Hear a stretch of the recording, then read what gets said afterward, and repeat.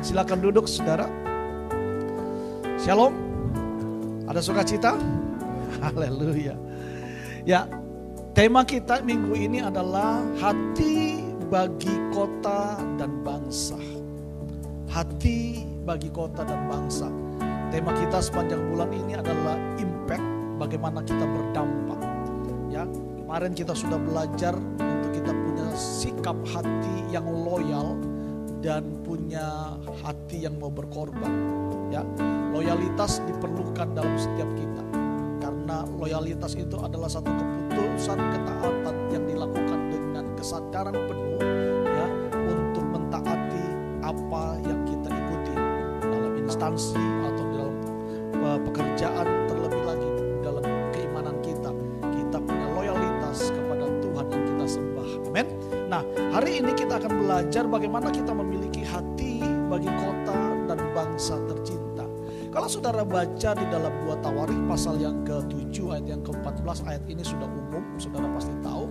Ini adalah doa yang disampaikan oleh Salomo dan Tuhan menjawab doa Salomo ketika itu Salomo telah mendirikan bait Tuhan.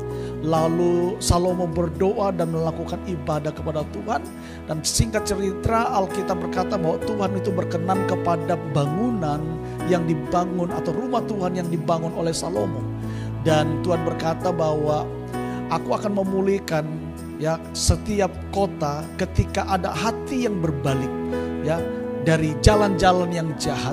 Jadi kalau ada orang di kota ini yang berbalik, bertobat, mengambil satu keputusan untuk mau bertobat, menjalankan apa yang Tuhan mau dalam hidupnya, maka pemulihan terjadi di atas kota itu.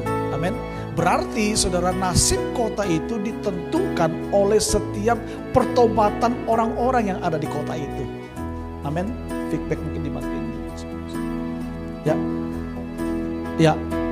Jadi saudara, tergantung pertobatan yang ada di kota itu. Kalau kota itu semua masyarakatnya tidak menghormati Tuhan, semua masyarakatnya tidak hidup di dalam kebenaran Tuhan, semua masyarakatnya hidup di dalam dosa, maka kota itu tidak akan diberkati. Bangsa itu juga gak akan diberkati.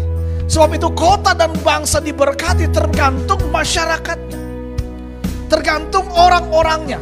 Apakah masyarakatnya, orang-orangnya itu semuanya bertobat?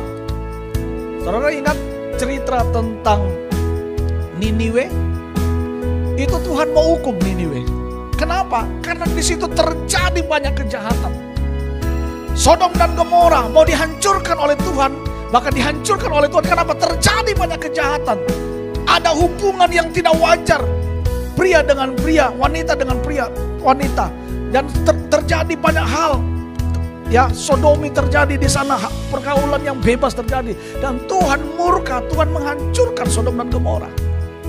Tetapi Niniwe itu dipulihkan Tuhan ketika apa? Ketika raja dan seluruh rakyatnya bertobat. Maka Niniwe yang tadi direncanakan untuk dimusnahkan oleh Tuhan, itu mendapat kasih karunia daripada Tuhan. Apa yang dilakukan oleh orang-orang Niniwe? Mereka berdoa dan berpuasa. Berdoa dan berpuasa bukan cuma manusianya, semua binatang disuruh doa dan puasa, saudara, tidak dikasih makan. Bayangkan itu saudara, ya. Seluruh binatang-binatang ternak peliharaan mereka tidak diberi makan, disuruh puasa juga. Sama-sama dengan manusia. Dan Niniwe mendapat perkenanan Tuhan, dipulihkan, diberkati oleh Tuhan.